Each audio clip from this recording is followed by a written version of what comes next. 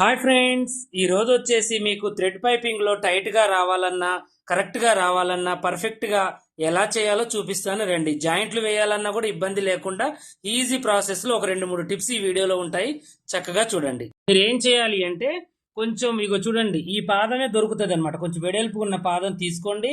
Plus ఈ సూది అనేది ఈ పాదానికి ఆనుకునేటట్టుగా ఒక సైడ్కి ఇలా కొట్టండి. మీకు ఒకవేళ మీ వల్ల కాకపోతే టైలరింగ్ ఇది మెకానిక్ వాళ్ళ దగ్గరికి వెళ్ళి ఒక సైడ్ కొంచెం సూది కుట్టు పడేటట్టుగా మెకానిక్ దగ్గర చెప్తే చేస్తారు. లేదంటే కొంచెం కత్తెరతో ఇలా కొట్టుకొని ఒక సైడ్ థ్రెడ్ పట్టేంత హోల్ పెట్టుకొని ఇలా పెట్టేసుకొని చక్కగా టైట్గా, అంటే సూది దీని పక్కనే కుట్టు పడేటట్టుగా చేసుకోండి.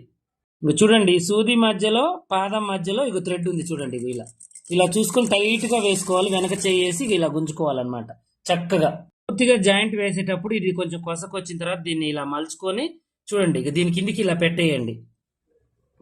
పెట్టుకున్న తర్వాత దీన్ని ఇలా మలవండి. ఇలా మలిచేసి ఇలా స్టిచ్చింగ్ చిన్నగా చేయండి. ఇక్కడ జాయింట్ దగ్గర దాని మీద కుట్టు పడే వరకు చేసుకుంటే సింపుల్గా జాయింట్ అనేది అయిపోతుంది, మీకు చక్కగా అయిపోతుంది. ఇలాంటి మరిన్ని మంచి మంచి టిప్స్ కోసం మా ఛానల్ని సబ్స్క్రైబ్ చేసుకోండి.